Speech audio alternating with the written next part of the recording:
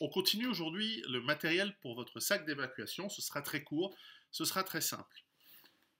Lorsque vous devez partir de chez vous, pour une raison quelconque, un incendie de votre maison, voilà, peu importe, vous allez vous rendre quelque part, ça va être dans un endroit sûr, ça peut être à l'hôtel, ça peut être n'importe où.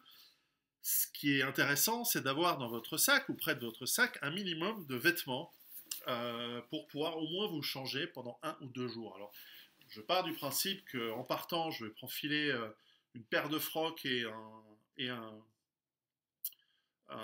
parka ou une veste, ou en tout cas 1 ou 2 couches, parce que c'est facile de prendre et de partir avec, à la limite vous habiller en sortant.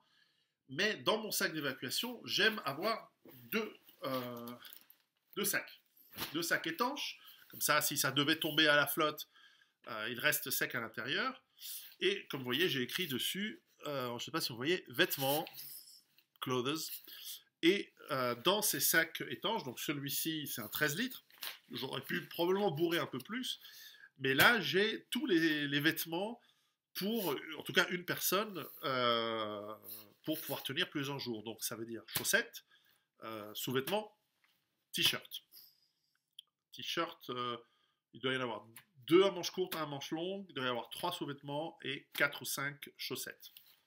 De mémoire. Je ne vais pas vous le déballer. À vous de mettre ce que vous avez envie. Le deuxième, il y a écrit vêtements, enfin clothes, mais c'est écrit hiver. Parce que je ne sais pas si je vais évacuer l'été ou si je vais évacuer l'hiver. Et donc là, qu'est-ce qu'on a? Il y a un bonnet en laine, il y a des sous-vêtements longs en laine mérino et pour le haut et pour le bas, à manches longues et à jambes longues, plus des chaussettes d'hiver. Donc l'idée, c'est que je veux avoir les 2 options. Alors évidemment, si j'évacue l'été, j'aurai un truc qui ne me servira pas à grand chose. Encore que ça peut servir de pyjama, ça peut servir, on ne sait pas, la nuit, on ne sait pas le temps qu'il va pouvoir faire. Mais avec ces 2, je les mets dans mon sac et j'estime que ces vêtements pèsent, les 2 sacs ensemble vont peser 2 kilos.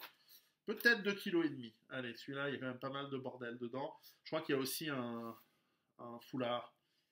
Ça fait, enfin, je vois plus. Mais enfin, je sais que j'ai mis de quoi être bien pendant 3 4 jours et pouvoir me changer et pouvoir avoir suffisamment de vêtements au cas où je dois évacuer. Donc c'est très important d'y penser à ces vêtements. Peut-être que je ferai une vidéo où je les déploie, mais encore une fois, ça n'a pas de sens. Parce qu'après, vous allez me dire, quelle marque, qu'est-ce que tu veux? Mais prenez ce qui va bien pour vous. Les vêtements de bonne qualité. Aujourd'hui, il y a des vêtements techniques dans les rayons sport, randonnée, qui sont extraordinaires, que ce soit en matériaux naturels comme la laine, ou le mérinos, ou en matériaux synthétiques. De toute façon, vous n'allez pas cramer, on ne va pas vous chasser, on va pas vous pourchasser au lance-flammes, enfin, du moins pas tout de suite.